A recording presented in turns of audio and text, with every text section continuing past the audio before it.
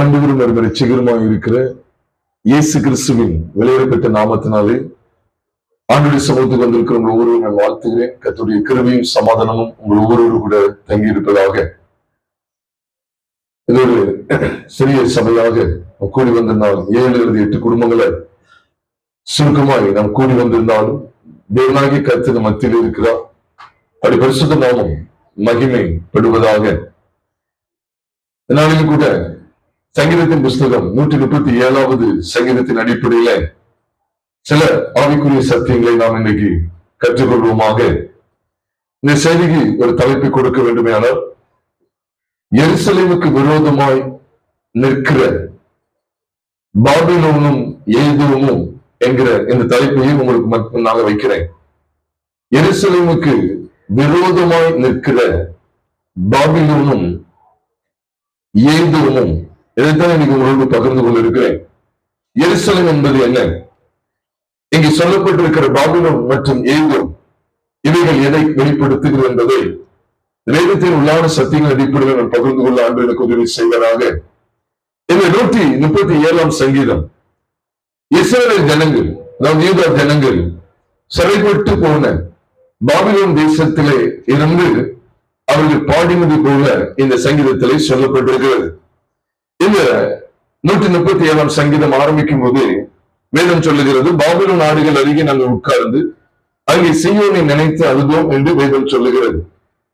அப்ப பாபிலோன் ஆடுகள் அருகே யூதா ஜனங்கள் உட்கார்ந்து சீயோனை நினைத்து அழுதார்கள் என்று நாம் பார்க்கிறோம். அங்கே பாபிலோனியர்கள் பாடல்களை பாடும்படியாய் யூதர்கிட்ட கேட்க, அவர்களோ அந்நிய தேசத்துல கர்த்தருடைய பாட்டை பாடுவது எப்படி என்று சொல்லுகிற விதத்தையும் 4வது வசனத்துல நீங்களும் நானும் பார்க்க முடியும். அதனை தொடர்ந்து 7வது வசனத்துல கர்த்தாவே எருசலேமின் நாளில் ஏதோவின் புத்திரரை நினையும். அவர்கள் என்ன சொல்லிக் கொண்டார்களாம்? அதை இடித்து போடுங்கள், அஸ்திபாரம் மட்டும் இடித்து போடுங்கள் என்று சொன்னார்களே என்று இங்கு சொல்லும் போது, இஸ்ரவேலுக்கு விரோதமாய், எருசலேம் குடிகளுக்கு விரோதமாய் 2 கூட்டத்தால் எழுந்து நிற்கிறத இந்த சங்கீதத்தின் புஸ்தகத்தில் நீங்களும் நானும் பார்க்கிறோம். ஒன்று பாபிலோனியர்கள், இன்னொன்று ஏதோமியர்கள். இந்த 2 கூட்டத்தை குறித்து மாத்திரம் இங்கு சொல்வதற்கு என்ன முகாந்திரம்? இந்த 2ஐயும் குறித்த வெளிப்பாட்டை பரிசுத்த வேதம் எவ்விதமான கோணங்களிலே நமக்கு ஆழமாய் வெளிப்படுத்தி காண்பிக்கிறது என்கிற சத்தியங்களை இந்த செய்தியின் வாயிலாக உங்களோடு நான் பகிர்ந்து கொள்ள இருக்கிறேன். மீண்டும் சொல்லுகிறேன், இந்த சங்கீதம் 137ஆம் சங்கீதத்திலே எருசலேமை குறித்து சொல்லப்பட்டிருக்கிறது, பாபிலோனை குறித்து சொல்லப்பட்டிருக்கிறது, ஏதோமை குறித்து சொல்லப்பட்டிருக்கிறது, ஏன் சீயோனை குறித்து சொல்லப்படுகிறது. இந்த சீயோன் எருசலேம் என்கிற இந்த பதங்கள் எல்லாம் கர்த்தருடைய சபையை குறிக்கும் என்கிற வெளிச்சம் எல்லாம் நீங்களும் நானும் நன்கு அறிந்தவர்களே. ஏனென்றால் எருசலேம் என்று சொல்லும் போது, எருசலேம் என்பது அந்த நாட்களில் வாழ்ந்த இஸ்ரவேல் ஜனங்களை குறிக்கும். அதனால இயேசுவானவர் சொல்லும் போது மத்தேயு சுவிசேஷம் 23வது அதிகாரம் 36, 37 ஆகிய வசனங்களை நாம் பார்க்கும்போது, எருசலேமே எருசலேமே, கோழி தன் குஞ்சுகளை தன் சட்டைகளின் கீழே சிறைகளின் கீழே கூட்டி சேர்த்துக் கொள்ள மன்னமால் எத்தனையோ பேரும் உங்களை கூட்டி சேர்த்துக் கொள்ள மனதாக இருந்தேன், உங்களுக்கோ மனதில்லாமல் போயிட்டு என்கிற சத்தியத்தை படிக்கும் போது, அந்த எருசலேமே எருசலேமே என்று சொல்லும் போது, எருசலேம் என்கிற ஒரு நகரத்தை பார்த்து சொன்னதான அர்த்தம் அல்ல. எருசலேம் நகர வாசிகளை குறித்து, எருசலேம் குடிகளாகிய இஸ்ரவேல் ஜனங்களை குறித்து அவர் பேசுகிறதை நீங்களும் நானும் அறிய வேண்டும். அந்த பழைய ஏற்பாட்டு நாட்களில் சீயோனாக எருசலேமாக இருந்த கர்த்தருடைய ஜனமானது புதிய ஏற்பாட்டு சத்தியங்களின் வெளிச்சத்தில கர்த்தருடைய சபையை குறிக்கிறது என்கிறதை மறந்துவிட வேண்டாம். எருசலேம் என்பது கர்த்தருடைய சபையை குறிக்கும். இந்த எருசலேமுக்கு விரோதமாய் நின்ற பாபிலோனியர்களையும் ஏதோமியர்களையும் குறித்துதான் இன்றைக்கு படிக்க இருக்கிறோம். அதைத்தான் இந்த சங்கீதம் நமக்கு மிக தெளிவாக சொல்லி, இந்த சங்கீதத்தினுடைய முடிவில் என்ன கவனிக்கிறோம்? பாபிலோனுடைய பிள்ளைகளை கல்ல மோதி அடிக்கிறவன் நம் பாக்கியவன் என்று சொல்லி, இந்த பாபிலோனியருக்கு விரோதமாய் ஆண்டவருடைய வார்த்தை வெளிப்படுகிறது, தெற்கு தரிசனமாய் வெளிப்படுகிறது. அது மாத்திரம் இல்ல, பாபிலோனியர்களை சங்காரம் பண்ணுகிறத குறித்து மாத்திரமல்ல, ஏதோமே நீங்க நினைக்கும் என்று சொல்லுகிறார்கள். எதுவுமே நீங்க மனசுல வச்சுக்க ஆண்டவரே, ஏதோ என்ன செய்தான் அந்த நாளில இவங்களை இடித்து போடுங்க, இவங்க இடித்து போடப்படட்டும், அஸ்திபாரம் மட்டும் போகட்டும், அஸ்திபாரம் மட்டும் அவங்களை இடிச்சு போடணும் அப்படின்னு சொல்லி அப்படிப்பட்ட சத்தத்தை எழுப்பின ஏதோமியர்களையும் நீங்க மன்னிச்சுக்கீங்கன்னு சொல்லும் போது அவர் ரெண்டு கூட்டத்துக்கும் நீதி சரி கட்டுதலை கர்த்தருடைய சபை எதிர்பார்த்து நிற்கிறது. இந்த சத்தியங்கள் அறியும் போதுதான் உண்மையாகவே தேவனுக்கு வைராக்கியமாய் அக்கினியாய் பற்றி எரியக்கூடிய கர்த்தருடைய சபையானது இந்த ரெண்டு கூட்டத்தையும் வேறறுக்க வேண்டும் என்கிற வெளிச்சத்திலே ஜீவிக்க வேண்டும். அதைத்தான் இங்கே 137ஆம் சங்கீதத்தில் பார்க்கிறோம். பிரியமானவர்களே, இந்த பாபிலோன் என்ன யார், இந்த ஏதோம் யார் என்கிறத உங்களோடு நான் விஸ்தாரமாக பகிர்ந்து கொள்ள இருக்கிறேன். நம்ம எல்லாருக்குமே தெரியும், 2 ராஜாக்களின் புஸ்தகம் 25வது அதிகாரத்திலே பாபிலோனிய சிறைபிடிப்பை குறித்து எழுதப்பட்டிருக்கிறது. இதை நீங்க வீட்டுல போய் உட்கார்ந்து நல்லா தெளிவா வாசி பாருங்க. 2 ராஜாக்களின் புஸ்தகம் 25வது அதிகாரத்துலதான் பாபிலோனிய சிறைபிடிப்பை குறித்து வேதம் சொல்லுது. இந்த சிறைபிடிப்புக்கு பிற்பாடு எல்லாரும் பாபிலோன்ல தான் இருக்காங்க. எத்தனை வருஷம் இருக்கிறாங்க? பாபிலோன்ல எத்தனை வருஷம் இருக்கிறாங்க? எத்தனை வருஷங்கள் இருக்காங்க? என்னாச்சு? எத்தனை வருஷங்கள் இருக்கிறாங்க? 70 வருடங்கள் இருக்காங்க. பாபிலோன்ல 70 வருட சிறைபிடிப்பு அவர்களுக்கு இருந்தது. இந்த 70 வருடங்கள் அங்க இருக்கிற அந்த சமயத்துலதான் இங்க இவ்விதமான பாடல்கள் இவ்விதமான இந்த சங்கீதத்துல அவங்க பேசுகிறத வேதம் சொல்லுகிறது. அதாவது அவங்க என்ன செஞ்சுட்டாங்கன்னா, பாபிலோன்ல அந்நிய பாட்டை என்ன செஞ்சு பாட முடியாது. அவங்களுடைய ஒரே நோக்கம் என்ன அப்படின்னா, இந்த பாபிலோனும் இந்த ஏதோமும் சங்கரிக்கப்பட வேண்டும், அவைகள் ஒன்றுமில்லாமல் நாசமாக வேண்டும். இதைத்தான் கர்த்தருடைய சபை எதிர்பார்த்தது என்று சொன்னால், நீங்க இதுல கவனிக்க வேண்டிய முக்கியமான சத்தியம் என்னவென்றால், ஏதோ மனிதர்கள் அழிந்து போக வேண்டும் என்பதை நாம் நினைக்க கூடாது. மனிதர்கள் அல்ல நம்முடைய சத்து, பாபிலோனும் ஏதோமும். இந்த பாபிலோனும் ஏதோமும் இந்த பரிசுத்த வேதம் காண்பித்துக் கொடுக்கிற வெளிச்சத்துல யாரா இருக்கிறார் என்று சொன்னால், நம்ம முதல்ல தெளிவுபடுத்துறது, அதை தொடர்ந்து நம்ம ஒன்றன் ஒன்றாக நம் சத்தியங்களை நாம் கற்றுக்கொள்வோமாக. பாபிலோன் என்பது உலகத்தை குறிக்கும். எல்லாத்துக்கும் வசன ஆதாரத்தோடு நான் பகிர்ந்து கொள்ள இருக்கிறேன். ஆனா நீங்க முதல்ல கேட்கும் போது குழப்பம் அடைய வேண்டாம். நீங்க கடைசி வரைக்கும் கேளுங்க, அது ரொம்ப பிரயோஜனமா இருக்கும்.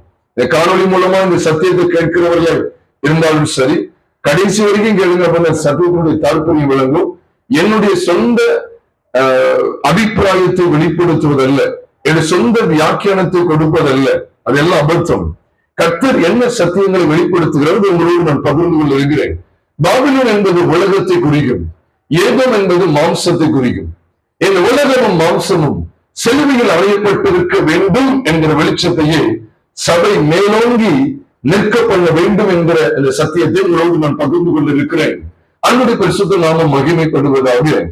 அப்போ இந்த பாபிலோன் ஏன் உலகத்துக்கு அடையாளமாக இருக்கிறது என்று சொன்னால், இந்த பாபிலோனை குறித்த வார்த்தைகளை நீங்களும் நானும் வெளிப்படுத்தல் 17வது அதிகாரம் 5வது வசனத்திலே நாம் பார்க்கும்போது, வெளிப்படுத்தல் 17வது அதிகாரம் 5ஆம் வசனம் சொல்லுகிறது, ரகசியம் மகா பாபிலோன் வேசித்தனங்களுக்கும் சகல அருவருப்புகளுக்கும் தாய் என்று சொல்லி ஒரு ஸ்திரீனுடைய நெற்றியில் எழுதப்பட்டிருக்கிற அந்த வாசகத்தை வேதம் சொல்லுகிறது. அதுல அந்த 4 வசனத்து முதல் வசனத்துல பார்க்கும்போது, தாம்பரமும் சிறப்புமான அந்த ஒரு வஸ்திரத்தை உடுத்தி கொண்டவள், அவள் பொன்னாபரணங்களையும் முத்துக்களாலும் அவள் என்ன செய்கிறாள், அவள் தன்னை சிங்காரித்துக் கொண்டிருக்கிற விதத்தை குறித்தும் வேதம் சொல்லுகிறது. அப்படிப்பட்ட அந்த உலக ஆடம்பரங்களிலே இருக்கிற மேலான மென்மையாக இருக்கப்பட்ட அந்த ஸ்திரீ நின்றுக்கு அடையாளமா இருக்கிறார். ஆனா வேதம் சொல்லுகிறது, ரகசிய மகா பாபிலோன் என்ன போட்டிருக்கு, பேசிக்கலி என்ன செய்யுது, பூமியில் உள்ள அருவருப்புகளுக்கும் தாய் அப்படின்னு சொல்லப்படும். பைபிள பாருங்க, பூமியில் உள்ள அருவருப்புகள். அப்ப நீங்க வெளிப்படுத்த 17, 18 ஆகிய 2 அதிகாரங்களையும் பார்க்கும்போது விசேஷமா சொல்றேன். இந்த 17, 18 ஆகிய 2 அதிகாரங்களை பார்க்கும்போது வர்த்தகர், தொழில் அதிபர்கள், பலவிதமான உயர் மட்டத்தில் இருக்கக்கூடிய பெரிய பெரிய நபர்கள் எல்லாரும் ஐயையோ என்று சொல்லக்கூடிய விதத்துல இவள் எல்லாருடைய காலையும் மாறிவிட்டார் போல இவள் தன்னை இவ்விதமாய் காண்பித்துக் கொண்டார். அது இந்த உலகத்துல உள்ள எல்லா அருவருப்புகள் எல்லாத்தையும் காமிச்சு, பூமியில் உள்ள சகல அருவருப்புகளை நல்லா வச்சுக்கங்க. இந்த பூமியில இந்த உலகமே, இந்த பூமியில் உள்ள சகல அருவருப்புகள் என்று நாம் பார்க்கிறோம். ஏதோ தண்ணிக்குள்ள காட்டுக்குள்ள அருவருப்பு இல்லை, மனிதர்கள் நடுவில் தான் அருவருப்பு இருக்கு. அப்ப பாபிலோன் என்று சொல்லும் போது இந்த உலகத்தை காண்பிக்கிறத பைபிள் தெளிவா காண்பித்துக் கொடுக்கிறது. ஏதோ நான் மாம்சத்துக்கு அடையாளமா சொல்வதற்கு காரணம் என்ன? இந்த ஏதோ யார் என்றால் ஏசா. ஏசாவின் வம்சத்தார் தான் ஏதோம். இதை குறித்து நீங்க 2 வசனங்கள் நீங்க வாசித்தா தெரியும். ஆதியாகமத்தின் புஸ்தகம் 36வது அதிகாரம் 1ஆம் வசனத்தையும் 8ஆம் வசனத்தையும் நாம் பார்க்கும்போது இந்த சத்தியத்தை விளங்கிக் கொள்ள முடியும். ஆதியாகமம் 36வது அதிகாரம் 1ஆம் வசனத்தையும் 8வது வசனத்தையும் ஒருவர் வாசிக்க கேட்கலாம். ஏதோமியரின் தகப்பனாகிய ஏசாவின் வம்ச வரலாறு. அப்ப ஏதோமியருக்கு தகப்பன் யாரு? ஏசா. ஏசாவுக்கு இன்னொரு பேரு என்ன பேரு? சில 2 பேர் வச்சிருப்பாங்க பாத்தீங்களா. ஒருத்தருக்கு ஒரு பேர் இருக்கும், ஆனா இன்னொரு பேரை சொல்லி கூப்பிடுவாங்க. என் பேரு தாங்க இன்னொரு பேரை சொல்லி கூப்பிடுவாங்கன்னு சொல்லுவாங்க. அதே போல இங்க ஏசாவுக்கு இன்னொரு பேர் உண்டு, ஏதோம். அதனால ஏதோமியர்களுக்கு தகப்பனாகிய ஏசாவின் வம்ச வரலாறு 8ஆம் வசனத்தை வாசித்துருங்க. சேயீர் மலைன்னு சொன்னாலும் அது எந்த வம்சத்தான குறிக்கி? ஏசா வம்சத்தான், ஏதோ வம்சத்தான குறிக்கி. வாசிக்கலாம். சேயீர் மலையிலே குடியேறினான், ஏசாவுக்கு ஏதோம் என்றும் பெயர் அப்படின்னு சொல்லி நாம் பார்க்கிறோம். ஏசாவுக்கு இன்னொரு பேர் என்ன பேரு? ஏதோம். அப்ப ஏதோமை குறித்து அவங்க சொல்றாரு. ஏதோமியரும் எங்களை கண்டாங்க, அவங்க இவ்விதமா சொன்னாங்க, அவங்களையும் நினைங்க ஆண்டவரே அப்படின்னு சொல்றாரு. பாபிலோனை மட்டும் நினைக்க சொல்லல, ஏதோமே நினைக்க சொல்லும் போது சபை எப்படிப்பட்ட ஸ்தானத்துல உறுதியாக நிலைநிற்க வேண்டும், எப்படிப்பட்ட மன வாஞ்சையோடு கூட காணப்பட வேண்டும் என்கிற சத்தியங்களை ஆண்டவர் இந்த சங்கீதம் 137 வெளிப்படுத்தி இருக்கிறார். அது அந்த ஏதோமை மாம்சத்துக்கு அடையாளமா நானா சொல்றேன் இல்ல, பைபிள் வசனங்கள் எப்படி இருக்கு. இந்த ஏதோமை குறித்து வேதம் என்ன சொல்றது? ஏசா சந்ததி குறித்து வேதம் என்ன சொல்லுகிறது? நான் ஏசா ஏதோம் எதோ சொன்னா நீங்க நினைச்சுக்கங்க. நான் ஏசாவுக்கு யார்தான் குறிக்கி? ஏதோம் தான். ஏதோம்னாலும் யாருதான்? ஏசா. ஏசாவுக்கு ஏதோம் என்றும் பேர் அப்படின்னு சொல்லி சொல்லப்பட்டிருக்கு.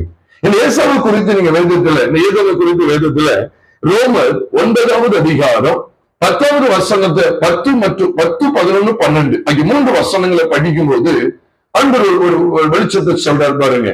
ஒருத்தர் வாசிக்க கேட்கலாம், 10ஆம் வசனத்தை வாசிக்க கேட்கலாம். ரோமர் 9வது அதிகாரம் 10வது வசனம் பாருங்க. இதுவும் அல்லாமல் அப்படின்னு என்ன இருக்கு தெரியுமா? அதுக்கு மேல ஆபிரகாம் சாரா அவர்களுக்கு பிறக்கிற ஈசாக்கு குறித்து ஆண்டவர் சொல்றார். அப்ப ஆபிரகாமுடைய குடும்பத்தை குறித்து சொல்லிட்டு அதுக்கு அடுத்து யாருடைய குடும்பத்தை கொண்டு வர்ற?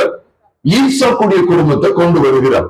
ஆபிரகாமுடைய குடும்பத்தை காண்பித்து இதுவும் அல்லாமல் அப்படின்னு ஞாபகம் மோர் ஓவர் அல்லது ஃபர்தர் மோர் அப்படின்னு சொல்றார். இது மட்டும் இல்ல, இதையும் தாண்டி என்ன வெளிச்சம் இருக்குதா? கூடுதல ஒரு உதாரணம் கொடுக்கிறார். ஆபிரகாம் குடும்பத்தை ஒரு உதாரணத்துக்கு சொல்றாரு. இதுவும் அல்லாமல் வாசிக்க கேட்கலாம். நம்முடைய பிதாவாகிய ஈசாக்கு என்னும் ஒருவனாலே ரெபேக்காள் கர்ப்பவதியான போது என்று சொல்லப்பட்டிருக்கு. 11ஆம் வசனத்துல பிள்ளைகள் இன்னும் பிறவாமலும் நல்வினை தீவினை செய்யாமலும் இருக்கும் போது என்று வேதம் சொல்லுகிறது. அதுல அப்பவே ரெபேக்காளுக்கு என்ன சொல்லப்படுது? 12ஆம் வசனத்துல மூத்தவன் இளையவனுக்கு ஊழியம் செய்வான் என்று அவனுடனே சொல்லப்பட்டது. இந்த மூத்தவன் இளையவன் யாருன்னு சொல்லி இதுக்கு முன்னால கொண்டு வர்றாருன்னா, இதுவும் அல்லாமல் 10ஆம் வசனத்துல போட்டிருக்கல. அப்ப அதுக்கு முன்னால என்ன சொல்லப்பட்டிருக்குன்னா, இஸ்மவேல் ஈசாக்கு காண்பித்து கொடுக்கிறார் 9ஆம் வசனம், மன்னிக்கும் 8ஆம் வசனத்துல. ஏன்னா 8ஆம் வசனத்தை பாருங்க, அது எப்படி என்றால், ஏன் அது எப்படி என்றால் சொல்ல, அதுக்கு முந்தின வசனம் அவர்கள் ஆபிரகாமின் சந்ததியாரானாலும் எல்லாரும் பிள்ளைகள் அல்லவே. ஈசாக்கு இடத்துல, இஸ்மவேல் இடத்துல அல்ல. ஏன்னா எல்லாரும் இஸ்மவேலும் சொல்ல முடியும், நான் ஆபிரகாம் சந்ததி என்னன்னு சொல்லணும். அவனும் ஆபிரகாம் சந்ததி சொல்லுவான், சந்ததி தான், ஆனா பிள்ளை கிடையாது. அவனும் சொல்லிக்கிறலாம். ஆனா ஆண்டவர் வேதம் சொல்லுது, அவர்கள் ஆபிரகாமின் சந்ததியாரானாலும் எல்லாரும் பிள்ளைகள் அல்லவே. ஈசாக்கின் இடத்தில் ஒரு சந்ததி விளங்கும் என்று அவனிடத்தில் சொல்லப்பட்டிருந்தது என்று விளங்கும் என்று சொல்லி இருக்கிறது. அது எப்படி என்றால் அப்படின்னு சொல்றாரு பார்த்தீங்களா? இதை நீங்க கவனிக்கும். அது எப்படி என்றால், மாம்சத்தின்படி பிள்ளைகளானவர்கள் தேவனுடைய பிள்ளைகள் அல்ல. இப்ப நீங்க கண்டுபிடிக்கணும். அப்ப ஏசா யாருதான்? மாம்சம். மாம்சத்தின்படி பிள்ளைகளானவர்கள் தேவனுடைய பிள்ளைகள் அல்ல, வாக்குத்தத்தத்தின்படி பிள்ளைகளானவர்களே அந்த சந்ததி என்று எண்ணப்படுகிறார்கள். அந்த வாக்குத்தத்தமான வார்த்தையாவது சொல்லி ஈசாக்க காமிச்சு கொடுக்கிறார். இதெல்லாம் கூடுதலான நமக்கு வெளிச்சம் வேணும் அப்படின்னு சொன்னா, இந்த உதாரணத்துக்கு இஸ்ரவேல் ஈசாக்கு நல்ல உதாரணம் வேணும் அப்படின்னு சொன்னா இப்ப எடுக்க வேண்டாம். நம்ம அடிக்கடி பார்க்கிற வசனங்கள் தான். கலாத்தியர் 4ஆம் அதிகாரம் நமக்கு தெரியும். 4ஆம் அதிகாரம் 22ஆம் வசனத்துல 31ஆம் வசனம் வரைக்கும் நான் பார்க்கும்போது, ஆபிரகாமுக்கு 2 குமாரர்கள் இருந்தார்கள். ஒருவன் அடிமையான இடத்தில் பிறந்தான், மற்றவன் சுயாதீன இடத்தில் பிறந்தான். அதை தொடர்ந்து அவர் 27ஆம் வசனத்துல சொல்லும்போது, மாம்சத்தின்படி பிறந்தவன் ஆவியின்படி பிறந்தவனை அப்பொழுது துன்பப்படுத்துகிறது போல இப்பொழுது என்ன செய்கிறது? நடந்து வருகிறது. இப்பொழுதும் நடந்து வருகிறது என்று நம்ம இந்த ஆதியாகமம் 21ஆம் அதிகாரத்துல பார்க்கிற வண்ணமா அவன் என்ன செய்த ஈசாக்குக்கும் இஸ்ரவேலுக்கும் ஆக மாட்டேங்குது. அதுதான் பைபிள்ல நம்ம பார்க்கிறோம். ஆக மாம்சத்தின்படி பிறந்தவன் ஆவியின்படி பிறந்தவன் சொல்லி பைபிள்ல போடுறதா இல்லையா? போடுறதா இல்லையா? 29 இருக்கும் நினைக்கிறேன். இதுல கலாத்தியர் 4:29 சொல்லப்பட்டிருக்கு. ஆமா, போதும். அது நம்ம எல்லாரும் தெரியுதுனால துரிதமாய் போகிறேன். மாம்சத்தின்படி பிறந்தவன் ஆவியின்படி பிறந்தவன். அவ ஈசாக்கு, ஆமா, அவன் இஸ்மவேல் ஈசாக்கு. மாம்சத்தின்படி பிறந்தவன் இஸ்மவேல், ஆவியின்படி பிறந்தவன் ஈசாக்கு என்பதை பரிசுத்த வேதாகமமே கலாத்தியர் 4:29 காண்பித்து கொடுக்கிறது. அப்போ இந்த பார்வையில நம்ம இரண்டாவது ஒரு உதாரணம் கற்றுக்கொள்றோம். இதுவும் அல்லாமல் 10ஆம் வசனத்துல ரோமர் 9:10 இதுவும் அல்லாமல் நம்முடைய பிதாவாகிய ஈசாக்கு என்னும் ஒருவனாலே ரெபேக்காள் கர்ப்பவதியான போது என்று வேதத்தில் எழுதப்பட்டிருக்கு. அப்போ என்ன சொல்ல வரேன்னு புரியுதா உங்களுக்கு? அப்போ இஸ்மவேல் ஈசாக்கு என்கிற இந்த 2 பேரும் குறித்து அந்த உதாரணம் மட்டும் இல்ல, இப்ப யாருடைய உதாரணம் கொண்டு வர்றாரு? ஏசா, யாக்கோபு. அப்போ அந்த 2 பேரையும் மாம்சத்தின்படி பிறந்தவன் ஆவியின்படி பிறந்தவன் என்று சொல்லும்போது இங்கேயும் 2 பேரை காமிச்சு கொடுக்கிறார். ஒருவன் மாம்சத்தின்படி பிறந்தவன், இன்னொருவன் ஆவியின்படி பிறந்தவன். அப்போ ஏதோம் மாம்சம் என்கிறத வெளிப்படுத்துகிறது, மாம்சத்தின்படி பிறந்தவன். அதனாலதான் அவனை குறித்து வேதம் சொல்லும் போதும் கூட அவன் சகோதரிக்கு எதிராக நிற்கக்கூடியவன் தான் வேதம் சொல்லுகிறது. அவன் சகோதரனுக்கு எதிராய் நிற்கக்கூடியவன் என்பதை மறந்து விட வேண்டாம். ஏனென்றால் இஸ்ரவேல் ஜனங்கள் எகிப்திலிருந்து வரும்போது அவங்களை சந்தித்த முதல் எதிரி யாரு? எதமா சொல்லுங்க, முதல் எதிரி யாரு? ஏதோமியர் தான் முதல் எதிரி. நம்ம உடனே சொல்றீங்க, ரெவிதீமில் அவங்க இருக்கும்போது அமலேக்கியர் வந்தாங்கல்ல, அமலேக்கியர் தானே முதல்ல எதிர்த்ததா? அது யாத்திராகமத்தின் புஸ்தகம் 17ஆவது அதிகாரத்துல சொல்லப்பட்டிருக்கு. 17ஆவது அதிகாரம் 7ஆம் வசனம் 8ஆம் வசனத்துல அவர்கள் ரெவிதீமிலே கூடியிருந்த போது, பாலைவரம் இருந்த போது அவர்களுடைய அமலேக்கியரை எதிர்த்து வந்தாங்கன்னு சொல்லிதான் முதல் சத்துக்களை எதிர்த்து வந்தாங்கன்னு பாக்குறோம். அப்படின்னு கவனிச்சீங்கன்னா என் அமலேக்கியரும் யாருதான்? ஏதோமியர் தான். ஆதியாகமத்தின் புஸ்தகம் 36ஆவது அதிகாரம். நீங்க அமலேக்கியர் நீங்க எங்கெல்லாம் பாக்கீங்களோ அங்கெல்லாம் நீங்க இதை படிக்க முடியும். 36ஆவது அதிகாரம் ஏற்கனவே வாசித்தது தான், ஏற்கனவே பார்த்த அதிகாரம் தான். ஆதியாகமம் 36ஆவது அதிகாரம் வாசிக்க கேட்கல. 12ஆவது வசனம். நல்லா பாருங்க. திம்னாள் ஏசாவின் குமாரனாகிய எலிப்பாசுக்கு மறுமனையாட்டியா இருந்து, எலிப்பாசுக்கு யார பெற்றார்? அமலேக்கு தான் வருவாங்க. அமலேக்கு யாருதான்? ஏதோம் தான். அமலேக்கு யாருதான்? சத்தமா சொல்லுங்க. ஏதோம் தான், ஏசாவின் வம்சத்தான். பைபிள் பார்க்க வேண்டியிருக்கு சத்தியங்கள். அப்ப அமலேக்கியர் தான் முதல்ல எதிர்த்தவர் தான். அதனாலதான் ஆண்டவர் சொல்றார், அமலேக்கிய வானத்தின் கீழ் எங்கேயும் விடாதுன்னு சொல்றார், ஒரு இடத்துல விட்டுறான்னு சொல்றாரு. எங்க சொல்றாரு? யாத்திராகமம் 17ஆவது அதிகாரம். யாத்திராகமம் 17ஆவது அதிகாரம் அங்க மோசே சொல்லும் போது நான் நினைக்கிறேன் 15, 16 17 வாசிங்க. 16, 17. யாத்திராகமம் 17, 16, 17 வாசிங்க.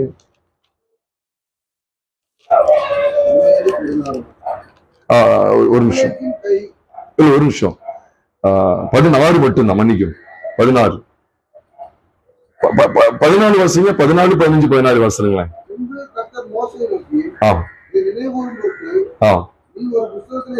நீ ஒரு புஸ்தகத்தில் எழுதி, இதை நினைவு கூறும் பொருட்டு இதை புஸ்தகத்தில் எழுதி நினைவு கூற சொல்றாரு. அப்படி நினைவுல இருந்துகிட்டே இருக்கு, பாத்துக்கங்க.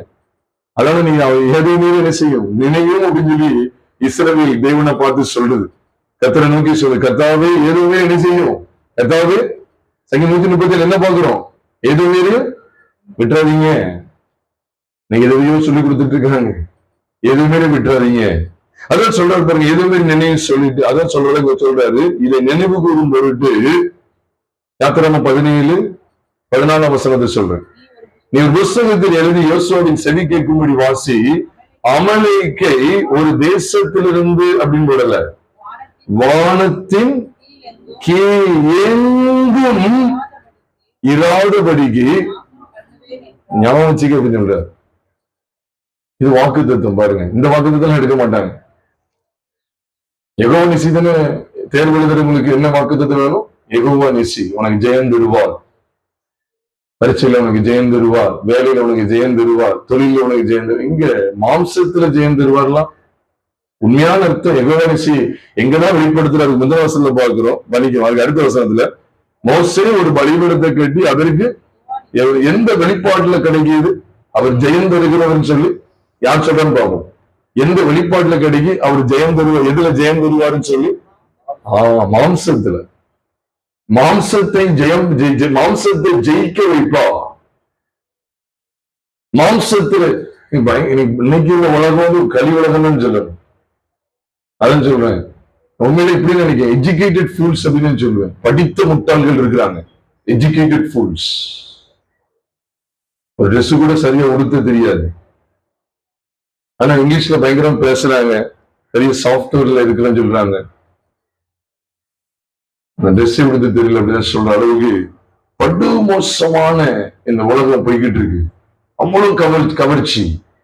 மாம்சத்தை மேற்கொள்ளக்கூடிய அந்த வெளிப்பாட்டுலதான் யெகோவா நிசி வெளிப்படுத்தப்பட்டிருக்கு. ஆனா என்னது? யெகோவா நிசி, யெகோவா நிசி என்று போற்றி பாடு. என்ன பாடுற? எங்கள் கொடி வெற்றி கொடி அல்லேலூயா சொல்றாங்க. எதுல வெற்றி? எதுல வெற்றி கூடிய நிலைநாட்டும்படி சொல்றாரு. உள்ளான சத்தியத்தை படிங்க. இது காலகாலமா இருக்கு இந்த சத்தியம். இது விளங்கி கொள்ளுகிறது இல்ல. உடனே யெகோவா நிசின்னு எங்க கொண்டு வந்திருக்கு? எக்ஸாம் கொண்டு வந்துருது, தேர்வு. அப்படிதான் உலகத்தார் தான் நல்லா நினைச்சுறாங்க, ஃபர்ஸ்ட் மார்க் வாங்குறாங்க. எப்பவும் அப்படிதான். கணபதி, கருத்துசாமி, முனிசாமி இவங்க தான் ஃபர்ஸ்ட் வருவாங்க. முருகேசன் இவங்க தான் ஃபர்ஸ்ட் வராங்க. இது போன வருஷமா முதல் வருஷமா காலாகாலமா அவங்கதான். இதை தெரியாம நீ கூட்டத்துக்கு ஓடிட்டு இருக்கு பாருங்க வாலிய பிள்ளைங்க. எனக்கு அந்த மாதிரி தெரியுமா? வருஷம் நீ பாக்குற எங்கெங்கயோ போற, இப்படி போட்டுட்டு போற ஆட்கள் தான் என்ன செய்றாங்க? இப்படி போட்டுட்டு போற ஆட்கள் தான் டாப் வந்து நிக்காங்க. நீங்க எங்கேயோ ஒண்ணு நடந்ததை கொண்டு வந்துட்டு பேசிட்டு இருக்கீங்க. சாதாரண இதுல மையப்பட்டதுக்கு அதிகமா இருக்கிறார். யோசித்து பார்க்கணும். யெகோவா நிசி என்கிற நாமமுடையவர் தம்மை எந்த இடத்துல வெளிப்படுத்துறது பார்த்தீங்களா? அமெரிக்க மேற்கொள்ளுகிற இடத்துல வெளிப்படுகிறார். அவர் தேவனுடைய சபை என்ன செய்யணும் பாருங்க, எவ்வளவு அழகா இருக்கு பாருங்க. வானத்தின் கீழே இருந்தும் வேற எங்கேயோ சொல்றாரு பாருங்க. இந்த மாதிரி எகிப்தியர் குறித்து எத்தனையோ நபர்கள் குறித்து இருக்கு. ஆனா அந்த ஏதோவ குறித்து சொல்லும் போதுதான், இந்த அமெரிக்க குறித்து சொல்லும் போதுதான் சொல்றாரு வானத்தின் கீழ் எங்கோ அப்படின்னு சொல்லிட்டார். வானத்துக்கு கீழே அவன் எங்க இருந்தாலும் சொல்லுங்க, எத்தனை தேசத்துக்குள்ள குறிப்பிட்ட தேசங்கள் அடக்க முடியுமா? குறிப்பிட்ட தேசங்கள் வானத்தின் கீழ் எங்கும் சொல்லிட்டார். பூமியில வேற குறிப்பிட்ட தேசங்கள் அடக்க முடியுமா? குறிப்பிட்ட பகுதி ஒட்டுமொத்தம் இந்த பூமியில எங்க காணப்படுதோ அத்தனை இடத்துல இருக்கிற எல்லா மாம்சத்தையும் தொலைக்கும். அதான் சொல்றாரு, அவ்வளவு அமலைக்கை வானத்தின் கீழ் எங்கும் இராதபடிக்கு நாசம் பண்ணுவேன் அப்படிங்கிறத ஆண்டு வாக்கு பண்ணி இருக்கிறார். இந்த வெளிச்சத்தை நான் பெறணும். இல்லைன்னா என்ன சபை கூடி வருது? மாம்சத்தை மேற்கொள்ளக்கூடிய சத்தியங்களை கேட்காத சபை என்ன சபை? நீ மாம்சத்தை குளிர்விக்க பண்ணணும், மாம்சத்தை சந்தோஷப்படுத்தணும், மாம்சத்துல ஒரு ஆட்டம் போடணும், மாம்சத்துல தங்கு தங்குன்னு குதிக்கணும். இதெல்லாம் அபிஷேகம், இதெல்லாம் கர்த்தருடைய நடத்துதல். மாம்சத்தை மேற்கொள்ள பண்ணுகிறார் பாருங்க. அதான் இங்க காண்பிக்கிற. அடுத்து இன்னும் விடல. மோசே பலிபீடத்தை கட்டி அதற்கு ஏதோ இடையில தான் வருது. 14 சரி 16 சரி அமலுக்கு குறித்து பேசுற வெளிப்பாடு கிடைக்கி இடையில யெகோவா நிசி உள்ள கொண்டு வந்தார். நம்ம எல்லாருக்கும் மறக்க கூடாது. அதுதான் அது எவ்வளவு போல்டா கொடுத்துருக்காங்க பாருங்க. யெகோவா நிசி அங்க பலிபீடம் உள்ள வந்துருது.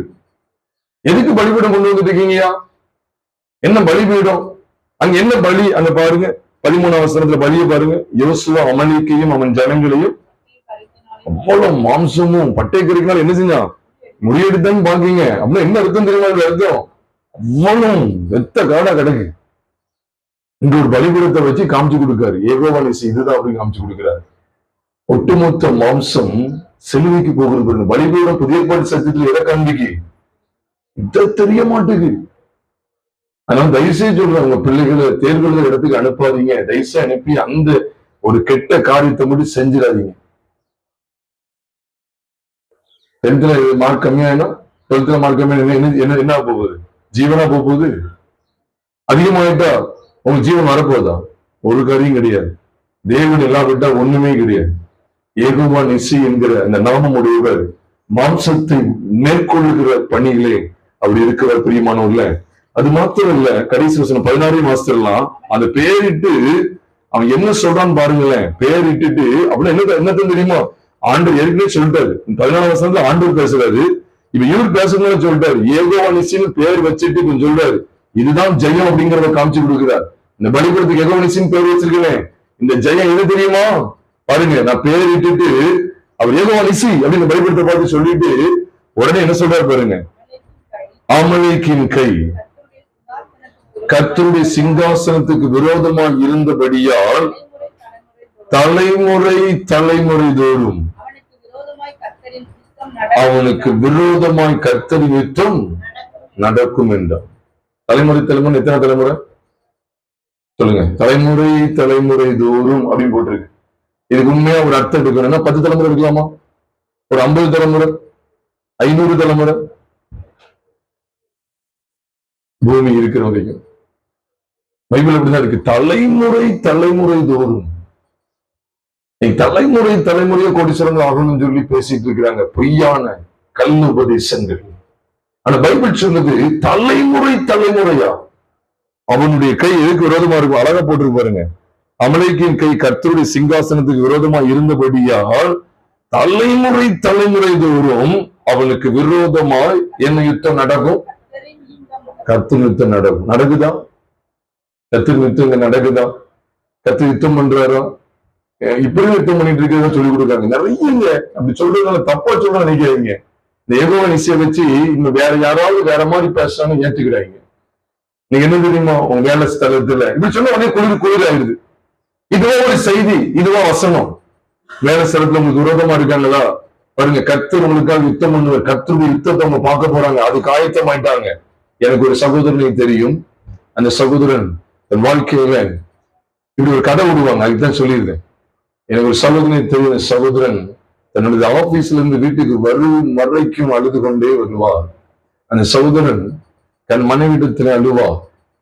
என்ன செய்வதென்று தாங்க முடியாமல் இருந்தால் ஒரு முறை என்னுடைய ஊழிய அலுவலகத்துக்கு போன் செய்து எனக்காக ஜெபித்துக் கொள்ளுங்க என்று சொன்னான். உடனே சொல்லி யெகோவா நிசி கர்த்தர் உங்களுக்காக யுத்தம் பண்ணுவான்னு சொல்லி அனுப்பிவிட்டோம். அதற்கு பிறகு அந்த ஆபீஸ்ல ஒருத்தர் கூட அவர் எதிர்த்து நிற்கல. அல்லேலூயா அப்படி சொல்லும் போது எல்லாருக்கும் அப்படி குளிர் விட்டுருது. அது பைபிள்ல இல்லை. அல்லேலூயா அப்படி சொல்லி நீங்க உடனே என்ன செஞ்சிடணும்? திரும்பிடணும். பிரியமானவர்களே, எப்படிலாம் கொண்டு போறாங்க பாருங்க. ஏதோ வேறு இருக்கணும், அமலேக்கு வேறு இருக்கணும். இந்த அமலேக்கு தான் ஏதோ தான் ஏசா. அதனாலதான் அந்த சபைப்பிடிப்பில் இருக்கிற ஜனங்களுடைய காரியங்களை கவனிங்க. எருசலேமுக்கு விரோதமாக நிற்கிற பாபிலோனியர்கள், ஏதோமியர்கள், இந்த ரெண்டையும் குறித்து ஆண்டவர் சொல்வதற்கு முகாந்திரம் தெரியுமா? கிறிஸ்துவின் பலியினால இந்த ரெண்டும் சதி கட்டப்படுகிறது. எப்படி சதி கட்டுறார் பாருங்க. அப்போஸ்தலனாகிய பவுல் சொல்லும்போது, அப்போஸ்தலனாகிய பவுல் கலாத்தியர் 6வது அதிகாரம் 14வது வசனத்திலே சொல்லும்போது, நானோ நம்முடைய கர்த்தராகிய இயேசு கிறிஸ்துவின் சிலுவையை குறித்து அல்லாமல் வேறு ஒன்றையும் குறித்து மேன்மை பாராட்டாது இருப்பேனாக. அன்றைக்கு எருசலேம் என்கிற அந்த சபைக்கு கிடைத்த வெளிப்பாடுதான் 137 சங்கீதம். வெளிப்பாடு இருந்தது. அந்த வெளிப்பாடு என்ன தெரியுமா? பாபிலோனியர் ஏதோமியர், பாபிலோனியர் ஏதோமியர், உலகம் மாம்சம். அவங்க வெள்ளி கொண்டு நிற்காங்க. கர்த்தருடைய சபை எதை குறித்து பேசிக்கிட்டே இருக்கணும் தெரியுமா? அவங்க ரெண்டு காரியத்தை, ரெண்டு கூட்டத்தை பேசிட்டு இருக்காங்க. இன்னைக்கு நம்மளும் அதுதான் பேசணும். அரைச்சமாவே அரைச்சாலும் பரவாயில்ல, இந்த ரெண்டையும் தான் பேச வேண்டியது இருக்கு. பாபிலோனியர் ஏதோமியர், அவங்க அதான் 137 சங்கத்துல காண்பிக்கப்படுது. அவங்க உட்கார்ந்து எதை பேசிட்டு இருக்காங்க தெரியுமா? இந்த பாபிலோன் ஏதோ இத்தனை ஆண்டு ஏதாவது செய்யணுமே, ஏதாவது செய்யணுமே, ஏதாவது செய்யணுமே. இந்த பாபிலோன், இந்த உலகம் மாம்சத்தை ஏதாவது செய்யணுமே. அதற்குதான் இந்த பவுல் சொல்ற, நானும் நம்முடைய கர்த்தராகிய இயேசு கிறிஸ்துவின் சிலுவையை குறித்து இல்லாமல் வேறொன்றையும் குறித்து மேன்மை பாராட்டாது இருப்பேனாக. அவனால் உலகம் எனக்கு சிலுவையில் அறையுண்டிருக்கிறது, நானும் உலகத்துக்கு. அவன் எது போயிட்டு செய்தியின் அடிப்படையில் சொல்லுங்க. எது சிலுவைக்கு போயிட்டு? இல்ல உலகம் கூடாது. இல்ல எது? பாபிலோன் போயிட்டு. அவரால் உலகம் எனக்கு சிலுவையில் சொல்லுங்க. உலகம் இந்த மகா பாருங்க, ரகசியம் மகா பாபிலோன். வேசித்தனங்களுக்கும் பூமியில் உள்ள சகல உறுப்புகளுக்கும் தாய். பாபிலோன் அங்க கொண்டு போயிட்டாரு பாருங்க. எதுவும் போயிட்டான்னு பார்ப்போமா? நம்ம எல்லாம் அடிக்கடி படிக்கிற வசனம் தான் இந்த இதுதான் இருக்குது. ரோமர் 6:6. நாம் இனி பாவத்துக்கு ஊழியம் செய்யாதபடிக்கு, ஊழியம் செலவு பண்றது, நான் இனி பாவத்துக்கு ஊழியம் செய்யாதபடிக்கு பாவ சரீரம் ஒளிந்து போகும் பொருட்டாக, ஏசா ஒளிந்து போகும் பொருட்டாக, ஏவம் ஒளிந்து போகும் பொருட்டாக, அமலைக்கு ஒளிந்து போகும் பொருட்டாக. எவ்வளவு அழகா இருக்குங்க. தலைமுறை தலைமுறை யுத்தம் நடக்கணும். இந்த செய்தி நிப்பாட்டக்கூடாது. தலைமுறை தலைமுறை என்ன செய்யணும்? இந்த செய்தி, இந்த யுத்தம் பேசப்பட்டுக்கிட்டே இருக்கணும். சபை எது உணர்கிறதா? சபை எது உணரணும்? தலைமுறை தலைமுறையா இந்த யுத்தத்தை பத்தி பேசணும். இல்லைன்னா தேவனுக்கு ஊழியர்கள் துரோகம் செய்யறாங்க அர்த்தம். நீங்க செய்தி எப்படி தெரியுமா? எதுவும் நீங்க சீண்டாதீங்க. பூமியில தான் வாழ்றோம். லிப்ஸ்டிக் போடணும், கண்ணை போடணும், த்ரெட்டிங் பண்ணணும், லெகின்ஸ் போடணும். நீங்க ஏதோ சீண்டாதீங்க. சபையில சொல்லிட்டு இருக்காங்க. இந்த வயசுல வாழாம என்ன எந்த வயசுல நீ இப்படி ஆடம்பரம் வாழ போற? உனக்கு எல்லாம் நீ அப்படி செய்ய எப்படிதான் சொல்ல? உண்மையிலே சொல்லி ஒரு சபையில சொல்லி கொடுத்து சொன்னாங்க. லிப்ஸ்டிக் கூட சொல்றாங்களா? ஏதோ சிறுவில் அறிய சொல்லிட்டு ஏதோ வாழ வைக்கிறாங்க பாருங்க. ஏதோமுக்கு விரோதமா கட்டுரை யுத்தம் தலைமுறை தலைமுறை இருக்குன்னு சொல்லி இருக்கு. இந்த தலைமுறைக்கு எந்த தலைமுறைன்னு தெரியல. இது கட்டுரை வார்த்தையை சார்ந்து கொள்ளாத தலைமுறை. இந்த தலைமுறைக்கு இந்த சத்தியங்கள் தெரியவே தெரியாத, சத்தியங்களுக்கு குருடராகி போன தலைமுறை. யோசுவா 15ஆம் அதிகாரம் தெரியும், யாக்கோபு 15-16 அதிகாரம் தெரியுமா? அதுல 14, 15, 16 வாசித்திருக்கீங்களா? உங்களுக்கு ஏதோ சிங்கிறது அந்த உன்னிப்பான கருப்பை போல்ட்ட பார்த்தோம்னா அதை எடுத்துட்டு எங்கெங்க சுத்தணும் அங்க எல்லாம் சுத்தி வரையே நீ தேவனுக்கு கணக்கு கொடுக்க வேண்டும். எதற்காக நான் சொல்லியிருக்கேன்? நீ எதற்காக எடுத்து பேசுகிறாய்? பைபிள் சொல்லுது, நம்முடைய பழைய மனுஷன் அவரோடு கூட சிலுவையில் அறையப்பட்டது என்று அறிந்திருக்கிறோம். அவன் தான் மாம்சத்துக்குரியவன், அவன் தான் மாம்சம். இன்னும் தெளிவா பைபிள் இருக்கு. கலாத்தியர் 5ஆம் அதிகாரம் 24ஆம் வசனத்துல கிறிஸ்துவின் உடையவர்கள் தங்கள் ஏசாவையும் அவன் ஆசை இச்சைகளையும் சிலுவையில் அறைந்திருக்கிறார் என்பதை விளக்கமா கொடுக்கிறேன். அவ்வளவுதான். கிறிஸ்துவினுடையவர்கள் தங்கள் மாம்சத்தையும் அதன் ஆசை இச்சைகளையும் சிலுவையில் அறைந்திருக்கிறார். வசனத்தை மாத்தி நினைச்சுறாங்க. நம்ம மாத்தல, அதுக்கு அர்த்தத்தை மட்டும் சொல்றேன். கிறிஸ்துவினுடையவர்கள் தங்கள் மாம்சத்தையும் அதன் ஆசை இச்சைகளையும் சிலுவையில். அப்ப மாம்சத்தின்படி பிறந்தவன் யாரை காமிச்சு கொடுக்கிறாரு? ரோமர் 9 சொல்லுங்க, ஏசா. அப்ப அர்த்தம் பார்க்க வேண்டியது இருக்கு. கிறிஸ்துவின் உடையவர்கள் தங்கள் ஏசாவையும், இந்த மாம்சத்தின்படியே நடக்கிற வாழ்க்கை பாருங்க. மாம்சத்தின்படியான பேச்சு, மாம்சத்தின்படியான பார்வை, மாம்சத்தின்படியான யோசனை, மாம்சத்தின்படியான செயல்பாடு. அப்ப கிறிஸ்துவனுடையவர்கள் அப்ப அந்த விளக்கம் அப்படிதான் இருக்கு. நான் அப்படிதான் பார்க்க வேண்டியது. இதே போட்டு சத்தியத்தின் வெளிச்சத்துல இந்த கலாத்தியர் 5:24 வசனத்தை ரோமர் 9ஆம் அதிகாரம் 10ஆம் வசனத்துக்கு நான் கொண்டு போகும்போது எனக்கு என்ன வெளிப்பாட தருகிறார் அப்படின்னு சொன்னா, கிறிஸ்துவனுடையவர்கள் தங்கள் ஏசாக்களையும் தங்கள் ஏசாவின் ஆசை இச்சைகளையும் சிலுவையில் அறைந்திருக்கிறார் என்கிற பொருளை காண்பிக்கிற வண்ணமாய் மாம்சத்தையும் அதன் ஆசை இச்சைகளை எங்க அறிஞ்சிருக்காங்க? அப்ப இதுக்கு முன்னால கலாத்தியர் 6 பார்க்கிறோம், கலாத்தியர் 5 பார்க்கிறோம் மாம்ச சிலுவையில் அறையப்பட்டிருக்கு. கலாத்தியர் 6:14 பார்க்கிறோம், 5:24 மாம்ச சிலுவையில் அறையப்பட்டிருக்கு, ஏதோ சிலுவையில் அறையப்பட்டிருக்கு. கலாத்தியர் 6:14 பாபிலோன் சிலுவையில் அறையப்பட்டிருக்கு, உலக சிலுவையில் அறையப்பட்டிருக்கு. இதைத்தான் தலைமுறை தலைமுறையா பேசணும். அது 2 விஷயங்களை கவனிச்சு பாருங்க. இந்த 2 அனுபவத்தை தான் ஆண்டவர் தலைமுறை தலைமுறையாக ஏற்படுத்தி கொண்டே வந்தார். அதுக்கு சில உதாரணங்கள் சொல்லி நான் முடிக்க போகிறேன். இந்த செய்தியை நான் முடிக்க போகிறேன். சில உதாரணங்களை மாத்திரம். அது உண்மையிலே தலைமுறை தலைமுறை நடந்து வந்ததா? ஆமா, நடந்து வந்தது. நீங்க வேதத்தை வாசித்து பாருங்கள். யோபுவை குறித்து நீங்கள் வேதத்தை வாசிப்பீர்கள் என்றால், யோபுவை குறித்து நாம் பார்க்கும்போது யோபு 2 விதங்களிலே சோதிக்கப்பட்டார். நம்ம எல்லாருக்குமே தெரியும். முதலாவது சோதனை எது தெரியுமா? பாபிலோன் பற்றிய விஷயம். 2வது சோதனை எது தெரியுமா? ஏகோவை பற்றிய விஷயம். யோபுவை குறித்து நம்ம ரொம்ப விழாவிலே போவோம், நம்ம எல்லாருக்கும் தெரியும். முதல் சோதனை எப்படி இருந்தது அப்படின்னு சொன்னா, எதை அவன் ஜெயிக்க பலம் உள்ளவனா இருந்தான் அப்படிங்கிறத வேதம் காண்பிக்கிறது என்று சொன்னால், பாபிலோனை அவன் ஜெயித்தான். அது என்ன பாபிலோன்? அவனுக்கு உண்டான எல்லா சம்பத்தும். வேதத்துல வாஸ்து பார்க்கும்போது யோபு 1ஆம் அதிகாரம் 11ஆவது வசனத்துல பார்க்கும்போது, அதில் அவனுக்கு உண்டான எல்லாவற்றையும் தொடுகிறானால் அவர் நமக்கு எதிரே முகத்துக்கு எதிரே தூஷிக்கான பாடும் என்று அங்க சொல்லப்படுகிறது. யோபு 1ஆம் அதிகாரம் 11ஆவது வசனத்துல அவனுக்கு உண்டான எல்லாவற்றையும் தொடுறான். அவனுக்கு உண்டான எல்லாமே எது? மாம்சமா உலகமா? உலகம்.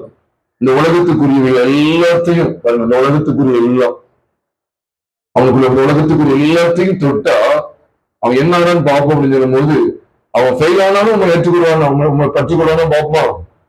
எக்ஸாம்ல ஃபெயில் ஆனாலும், மார்க் எடுக்காட்டாலும், இந்த உலகத்துல பணக்குறைவு ஏற்பட்டாலும், வஸ்திர குறைவு, பணக்குறைவு, பிள்ளைகள் குறைவு, பிள்ளைகளும் இல்லை, எல்லாம் போகுது. யோபு எதுக்கலாமோ பேசுறாங்க, பைபிள் அப்படி சொல்லவே இல்லையே. உங்க சித்தி வீட்டுல சண்டை, பெரியமா வீட்டுல சண்டை, இந்த சண்டைக்கே யோபு பிரச்சனை, யோபு போல சோதனை அனுபவிக்கிறேன்னு சொல்றாங்க. வாங்கின கடனை கொடுக்கணும். நீ சும்மா என்னது யோபு வந்த சோதனை நல்லா என்னது இன்ஸ்டால்மெண்ட் எல்லாம் வாங்கி வாங்கி நல்லா சாப்பிட்டுக்கிட்டு அந்த கூட்டம் இந்த கூட்டம் சொல்லி அங்க பிரிவுல இந்த பிரிவுல போயிட்டு நல்லா என்னது பண ஆசை பொருளாசை நல்லா நிறைஞ்சு இருந்துட்டு யோபு போல எனக்கு ஒரு சோதனை வந்துட்டு சொல்றீங்க. வெக்கமா இல்ல? வெக்கப்படணும். தேவ பிள்ளைகள் வெக்கப்படும். இப்படி பேசி தெரியாத, இது அயோக்கியமானது, இது அசிங்கமா இல்லையா? எதையோ பிரச்சனைக்கு யோபு நீ கொண்டு வரல, இது உனக்கு அசிங்கமா இல்லையா? யோபு சோதிக்கப்பட்ட விதத்தை பைபிள பாருங்க. அவன் உலகத்தை நேசிக்கிறானோ உண்மை நேசிக்கிறானோ பார்ப்போம். இப்ப உலகத்தை தூஷிக்க ரெடியா இல்ல உண்மை தூஷிக்க ரெடியான்னு பார்க்கலாம். உலகத்தை விட்டு கொடுக்க உமக்காக விட்டு கொடுக்காம பார்ப்போம். இப்ப நீங்க அவருக்கு முக்கியமா உலகம் முக்கியமா பார்த்துருவோமா? இதுக்குதான் இந்த சோதனை. அந்த பிரச்சனை இங்க பிரச்சனை எல்லா பிரச்சனையும் என்ன பிரச்சனை ஆயிடுதுன்னா யோபு பிரச்சனை ஆயிட்டு. யோபு பத்தி பேசுறதுக்கு என்ன நினைப்போம், இந்த விவசாயம் இல்லாத அளவுக்கு நடக்கு, தப்பா நினைக்காங்க. இது காணொலியில போனாலும் பரவாயில்ல. எவ்வளவு கல்லுபதேசங்கள் நான் பேசாதது தான் கல்லுகளை என்ன செய்ய கூப்பிட்டு பேசதான் வேண்டியது இருக்கு. யோபு குறித்து எவ்வளவு அயோக்கியத்தனமா இன்னைக்கு தரமான பள்ளிக்கூடத்தை இன்னைக்கு ஜனங்கள் தெரிந்து கொள்றாங்க. பிள்ளைகளுக்கு தரமான கல்வி வேணும்னு சொல்லி தரமான கல்லூரியை தெரிந்து கொள்றாங்க, தரமான மெடிக்கலை தெரிந்து கொள்றாங்க, தரமான ஆஸ்பத்திரியை தெரிந்து கொள்கிறாங்க, தரமான சபையை தெரிந்து கொள்ள மாட்டாங்க. யோபு வச்சுதான் அவனை வஞ்சித்துட்டானே. யோபு வச்சு ஒரு பிரசங்கம் பண்ணி உன்னை என்னைக்கு வஞ்சித்தாச்சு? யோபு குறித்த வெளிப்பாடு இல்லை. யோபு முதலாவது பாபிலோனை தூக்கி எறிவதற்கு அவன் ஆயத்தமானான். அதான் பாபிலோனை குறித்து அங்க சொல்லப்பட்டிருக்கு 137 சங்கீதத்துல. பாபிலோன் குமாரத்தியே 8ஆம் வசனம் 9ஆம் வசனம், ஆளாய் போகிறவளே நீ எங்களுக்கு செய்தபடி உனக்கு பதில் செய்கிறவன் பாக்கியவான். உன் குழந்தைகளை பிடித்து கல்லினில் மோதி அடிக்கிறவன் பாக்கியவான். எப்படி சொல்றாரு பார்த்தீங்களா? உள்ளும் பள்ளி வாங்குறவள் அப்படி இது சொல்ற, பால்வாய் போகிறவளையும் சொல்றாரு.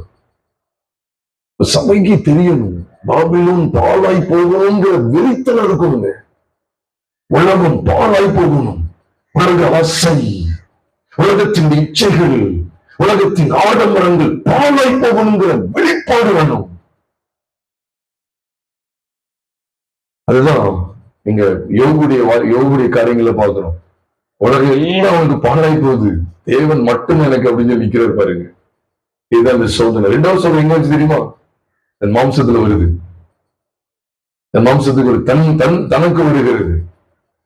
இவன் அங்க தொட்டு இங்க தொட்டு வெளியே தொட்டவன், உலகத்தை தொட்டவன் இப்ப எங்க தொட்டான்? இங்க சரீரத்தை தொட்டுட்டான் பாருங்க. மாம்சத்துக்கு வந்து இதையும் வெறுத்துட்டாரு. இந்த மாம்சத்துல எனக்கு அது வேணும் இது வேணும், சரி சுகம், உன் சரீர சுகம் இல்லைன்னு அடிக்கடி வியாதிப்பட்ட சாபம் சொல்லி கொடுக்காங்க. எங்கதான் படிச்சாங்களோ தெரியல. எப்ப கூட நிலையத்திலே வியாதிப்பட்டவனாக விட்டு வந்தேன் பவுல் சொல்றாரு. எலிசா மரணத்துக்கு இதுவரை வியாதிப்பட்டதுன்னு சொல்லி 2 அதிகாரத்துல பாக்குறோம். அவன் மரணத்துக்கு இது வியாதிப்பட்டே மறிச்சார், ரெட்டிப்பான வரம் பெற்றவர். வியாதிப்பட்டே இருந்து கடைசியா மறிச்சு போனதான் கெடுத்து வருது. இப்படி எவ்வளவு வியாதிப்பட்டு இருக்காங்க. அப்போ பவுலே தன் சரீரத்தில் பலவீனத்தோடு இருந்தார், சாபத்துல இருந்தார். நீங்க பலவீனத்தோடு இருக்கிற தெய்வ சித்தம் இல்லை. எப்படி இப்படி ஒரு கல்ல உபதேசம்? நீங்க பலவீனத்தோடு வியாதியோடு இருக்கிற தேவன சித்தம் என்ன? குஷ்ணரோகி பத்தி சொல்றல, சித்த உனக்கு சித்தமான எனக்கு சித்தம் உண்டு சொல்றாரு பாத்தீங்களா? உடனே இதை புரிச்சுக்கிட்டு அப்ப பவுலுக்கு சித்தம் இல்ல சுகமாக்க அப்படின்னு சாபம் தானே இவன் சொல்லபடி பார்த்தா. அவருக்கு சித்தம் இல்லை, பவுல சுகமாக்க சித்தம் இல்லை. அவன் சொல்லிட்டு என் கிருபனுக்கு போதும். 2வது ஜோதி பார்க்காரு, எப்படியாவது ஆண்டு மாத்துவாரான்னு பார்க்காரு.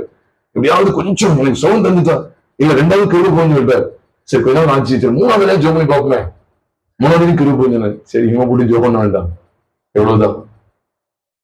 நீங்க யாராவது இப்படி கேட்டீங்கன்னா வியாதி அடிக்கடி வியாதி பலவீனம் இருக்கு அப்படின்னா அது சாபம், தலைமுறை சாபம் சகோதரி அப்படின்னு சொன்னாங்கன்னா, நீங்க வசனத்துக்குள்ள வந்ததுக்கு பிறகு சொல்றேன். நீங்க வசனத்துக்குள்ள வராம இருந்தீங்கன்னா அது தலைமுறை சாபமா இருக்கலாம். ஆனா வசனத்துக்குள்ள வந்து கர்த்தருக்குள்ளாக நீங்க நிற்கும் போது உங்களை பார்த்து யாராவது, மீண்டும் சொல்றேன், கர்த்தருக்குள்ள நீங்க இருக்கும்போது உங்களை பார்த்து சாபம் சொன்னாங்கன்னா சாபம் ஒண்ணும் கிடையாது. கிறிஸ்து நமக்காக சாபமாகியும் பைபிள் இருக்கு. அந்த சிறுமிக்குள்ள வரலையா நீங்க?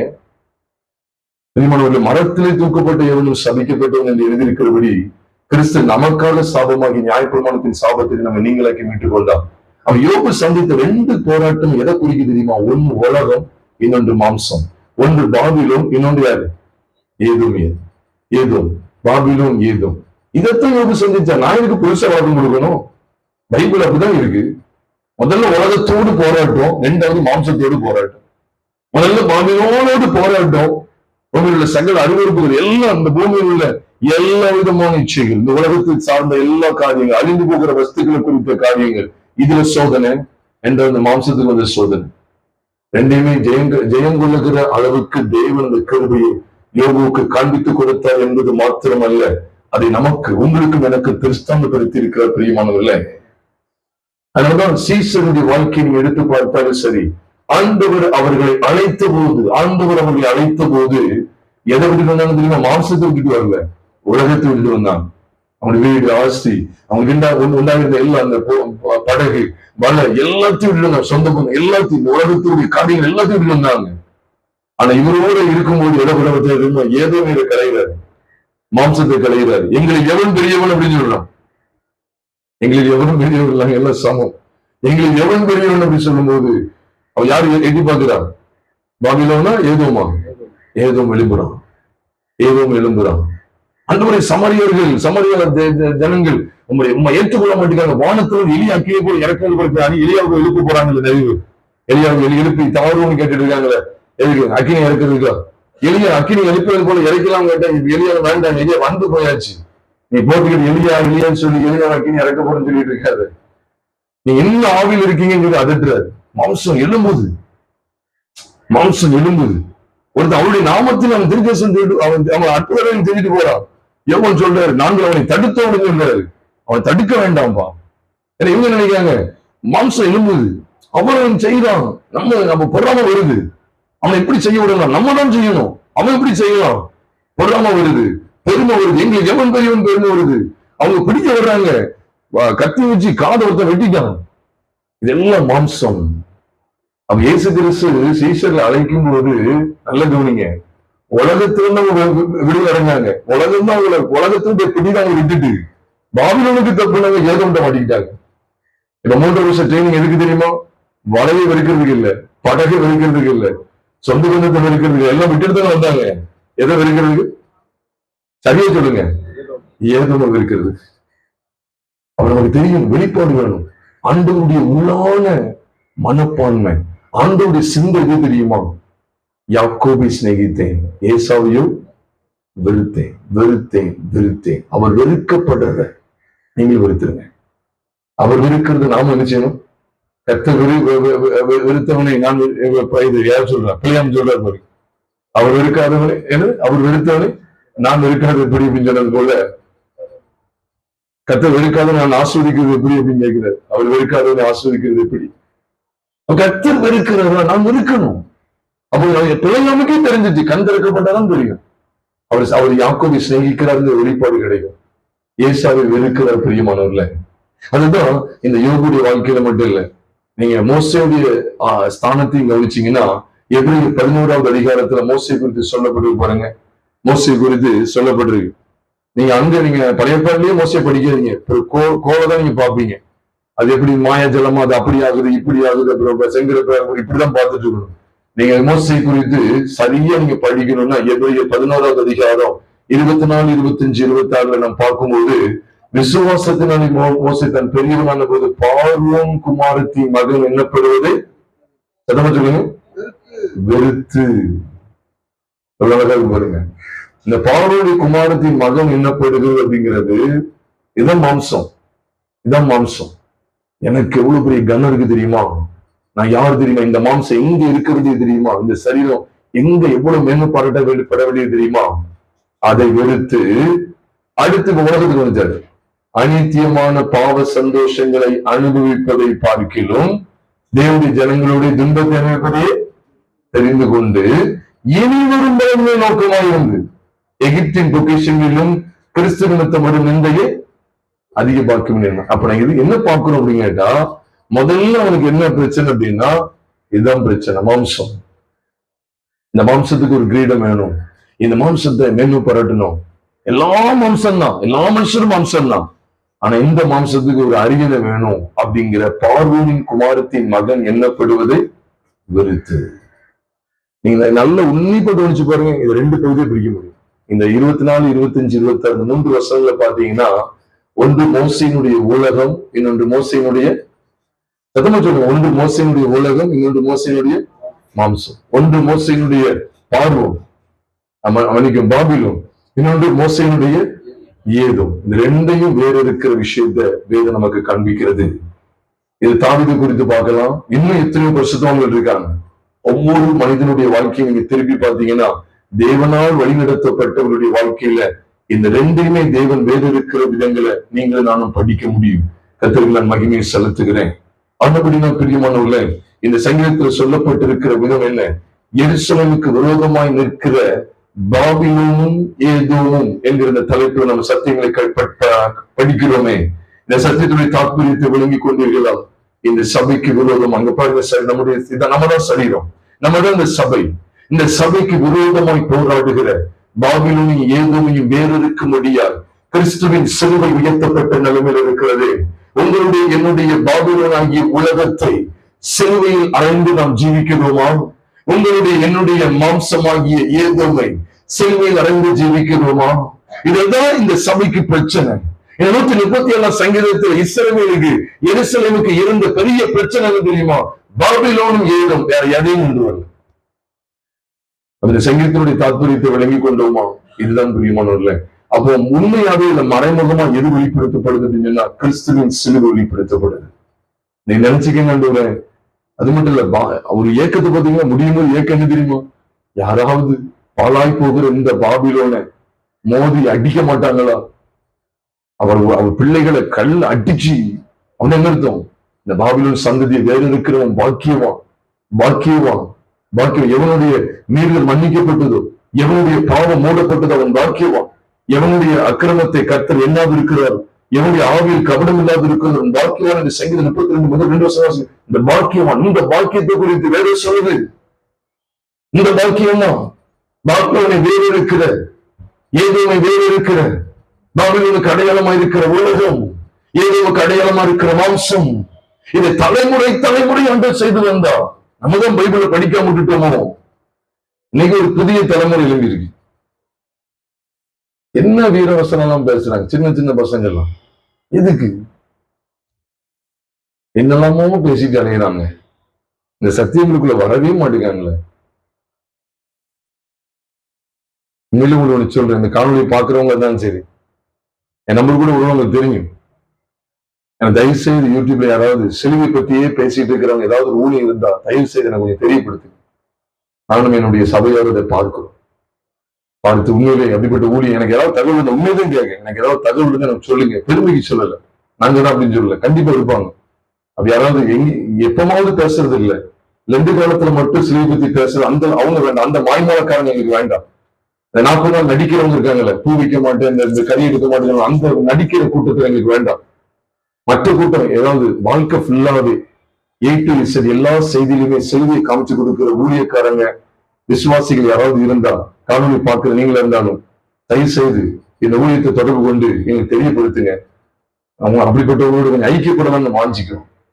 இந்த பைபிள் அப்படிதாங்க இருக்கு. என்ன சத்தியம் கேட்குறீங்க?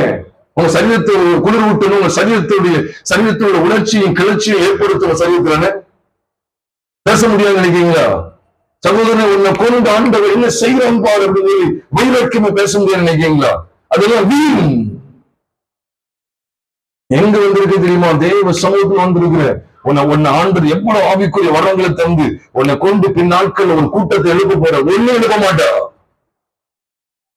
நீ சும்மா வெறுமனையான வெத்து வேட்டான வார்த்தைகளை கேட்டுக்கிட்டு இருக்கீங்க.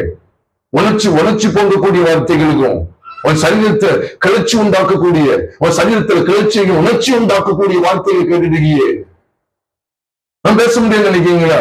சும்மா ரீபா ரூதா லாமான்னு கத்திட்டு உன்னை எழுப்ப போகிறோம். எழுப்ப மாட்டான். இந்த சத்தியத்துக்குள்ள வந்தாலும் நீங்க எழுப்பி பிரகாசிப்பேன். எழுப்பவே முடியாது. பாபிலோன் ஏதோ தலைமுறை அவங்களுக்கு யுத்தம் சொல்றாரு. அதுதான் யெகோவா நிசி. யெகோவா நிசிங்கிற இந்த நாமத்தை தலைமுறையா நீங்கள் நான் நிலைநாட்ட அழைக்கப்பட்டிருக்கிறோம். யாரை பற்றி விஷயத்துல? சத்தமா சொல்லுங்க. ஏதோமை பற்றிய விஷயத்துல, மாம்சத்தை பற்றிய விஷயத்துல. அது தலைமுறை மட்டும் இல்ல, வானத்தின் கீழே எந்த இடத்துல விட்டாதீங்க. இங்க இருக்கும்போது மாம்சத்தை நாங்க அப்படியே செயல் அடைந்து ஒப்பு கொடுத்துட்டோம். அப்ப வீட்டுக்கு போறத மாறிடுது, கல்யாண வீட்டுக்கு போறத மாறிடுது, அப்புறம் எல்லாரும் சேர்ந்து அப்படியே கொஞ்சம் குற்றாலத்துக்கு போகுதுன்னு சொன்னாங்க. அப்ப மாறிடுது. இந்த பேச்சு கிடையாது, வானத்தின் கீழேன்னு சொல்லிட்டாரு. சில பாத்தீங்கன்னா எங்கேயோ ஒரு இடத்துக்கு போயிட்டு வந்து அப்படியே மாம்சம் போராடிட்டு பாத்தீங்கன்னா பிரதர் அப்படின்னு சொல்லுவாங்க.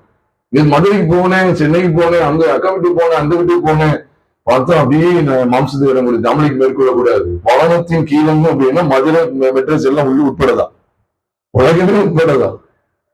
நம்ம எங்க இருக்கிறோம் பிரியமானவர்ல? ஏதோ நான் இப்படிலாம் பேச நினைக்கிறேன், யாரும் தாக்குறது கிடையாதுங்க. இப்படிலாம் சும்மா 2-3 பாஷை அந்நிய பாஷைன்னு சொல்லி ஏதாவது ஒண்ணு பேசி மாம்சத்தை அப்படியே தூண்டி விடுற அளவுக்கு எதுக்குங்க இதெல்லாம் எதுக்குங்க? இந்த வேதம் முழுமையும் செல்வி பற்றிய உபதேசத்தில் நாம் நிறைந்திருக்கிறது. இந்த பரிசுத்த வேதம் முழுவதும் நம்முடைய மாம்சம். வேற எதை நீங்க ஜெயிக்க போறீங்க? உலகத்தையும் மாம்சத்தையும் ஜெயிக்கணும். இது ரெண்டையும் வச்சுதான் பிசாசு போராடுறான். உலகம் மாம்சம் பிசாசு இருக்க, பிசாசு தங்க வைங்க. உலகம் மாம்சம் இதை புசிக்கும் நாடுங்க, நீங்க சாவ மாட்டீங்கன்னு சொல்றான். சாத்தானுக்கும் சுவர் இல்லாம நம்ம சித்திரம் வர முடியும்னு அவனுக்கு தெரியும். அவன் என்ன கொண்டு வரும்? இந்த பணத்தை வச்சுதான் அவனால சோதிக்க முடியும். புரியுது உங்களுக்கு? ஒரு சுவரை வச்சு சோதிக்க முடியும். பணம் இருக்கு, அப்ப இதை வச்சுதான் அவனையும் என்ன செய்யறான்? சோதிக்க வர்றான். சினிமா படம் இருக்கு, அதை வச்சு சோதிக்க முடியும். ஒண்ணுமே இல்லைன்னா அடி காட்டுல இருந்தா எப்படி சோதிக்க முடியும்? எதையாவது ஒண்ணு கொண்டு வரணும், ஒரு பிக்சரை கொண்டு வரணுங்க.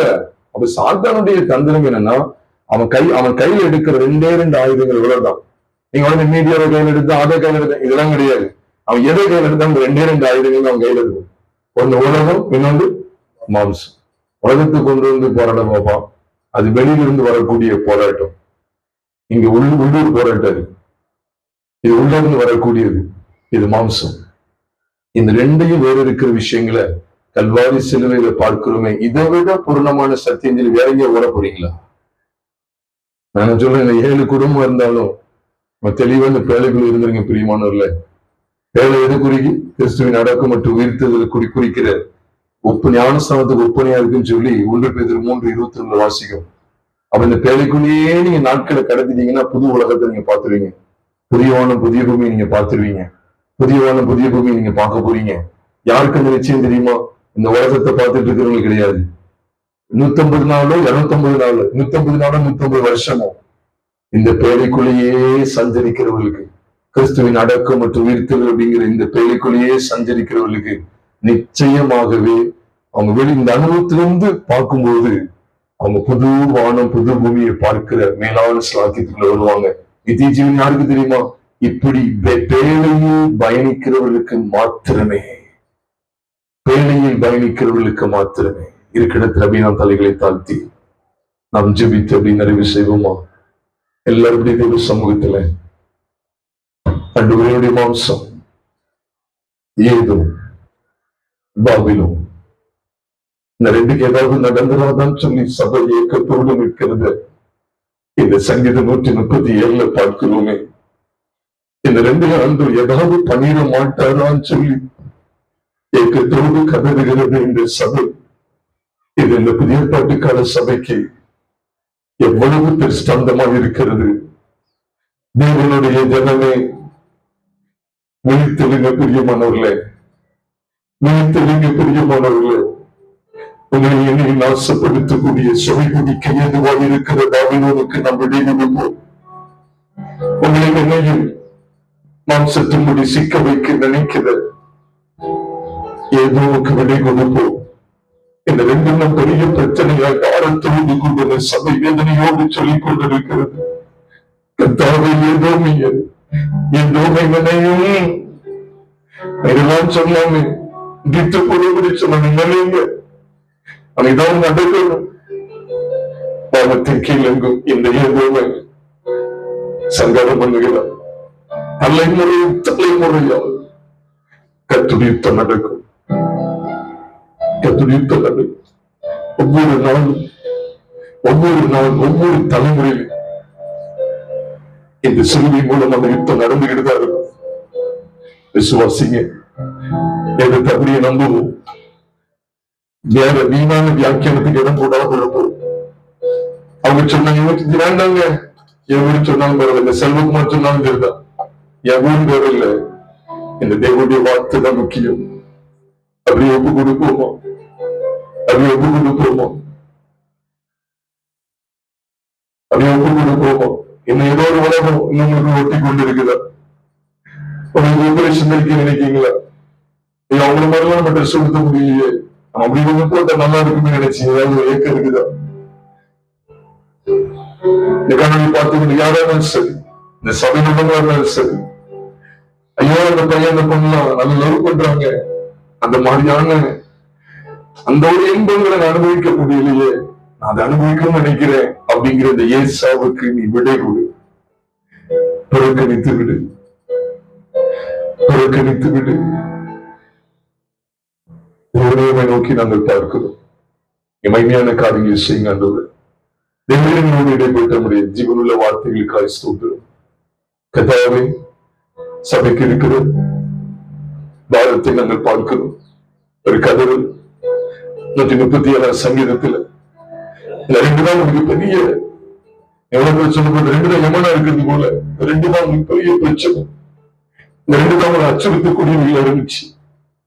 இந்த 2 நாங்கள் என்னங்கிறத வேதத்தின் அடிப்படையில் நாங்கள் பார்க்கிறோம். பாபிலோன் உலகத்துக்கு அடையாளமா, ஏழு மாம்சத்துக்கு அடையாளமா இருக்கு. அதுவே இந்த மாம்சத்தை உலகத்தை நிலைநாட்டுவதற்கு அல்ல, மாம்சத்துக்கு உலகத்துக்கு இடம் கொடுத்து நாங்கள் சீர்விட்டு போய்விடக் கூடாது. சபைப்பட்டு போவது சபை உணர்வடைகிறது. சபைப்பட்டு போன சபை இந்த 2ஐயும் வீழ்த்த வேண்டும் என்று சொல்லி அங்கலாய்க்கிறது. இந்த 2க்கும் தேவன் ஏதாவது செய்ய மாட்டாரா என்கிற ஒரு அங்கலாய்ப்பை பார்க்கிறோமே, அது புதிய பாட்டு சத்தியங்களில் நிறைவேறுகிறது. என்று பாபிலோன் ஏதோ என்று சொல்லி எழுத்தும்படியாக வருகிறது அல்ல.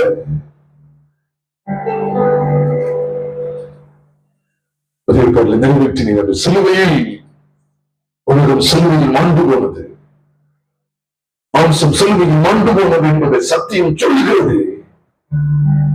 சிலுவையில் தான் விடை இருக்கிறது. நன்றி செலுத்துகிறோம். எவரைய காரியங்களை செய்ய அந்த ஜெபிக்கிற உண்மையாவே உணர்த்தப்பட்டு அவன் உலகத்துக்கு கொஞ்சம் போயிட்டேனே, மாம்சத்துக்கு கொஞ்சம் இடம் உங்களுக்கு அப்படியே கொஞ்சம் மாதிரி ஆயிட்டேனே, எனக்கு தான் அந்த வார்த்தையை பேசுகிறீர்கள் சொல்லி யோசிக்கிறேன். என் மன்னின்னு சொல்லி நீங்க விசுவாசிக்கிறப்பா, சிலுவையிலே மாம்சம் என் உலகமும் அறியப்பட்டிருக்குங்கிறத பைபிள் சொல்லுகிற அப்படியும் விசுவாசிக்கிறேன்னு சொல்லி அர்ப்பணிக்கிறேன். பாபிலோனுக்கும் ஏதோனுக்கும் முடிவு கட்டக்கூடிய செல்வதை விசுவாசிக்கிறேன். என் அர்ப்பணிக்கிற ஒவ்வொரு ஆசீர்வாதங்களை நடத்தி விருதுடைய கல்விக்காக நாங்கள் அமர்கிறோம். என்னை தொடர்ந்து பலப்படுத்தி சகாயம் பண்ணுங்க. அதை ஒவ்வொரு கூட ஒருமையை போகக்கூடாதுப்பா. உலகத்தையும் மாம்சத்தையும் செயல்படுத்தக்கூடிய, மாண்டு போக பண்ணக்கூடிய, மண்வளக்க செய்யுகிற சிலுவையை நாங்கள் நோக்கி பார்க்க, கிறிஸ்துவின் சிலுவை பற்றிய உபதேசத்தையே நோக்கி பார்க்க எங்களுக்கு ஒவ்வொரு நாளும் கிருபை தாங்க ஆண்டவரே.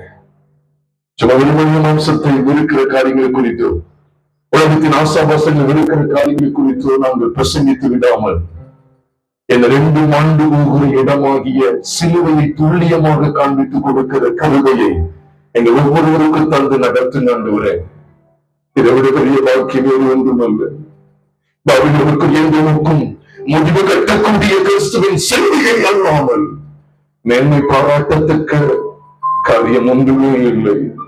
எங்களை நடத்தி ஆளுகை செய்ய எங்கள் கர்த்தராகிய இயேசு கிறிஸ்துவின் வெளியிடப்பட்ட நாமத்தில் ஜெபிக்கிறோம் நல்ல பிதாவே.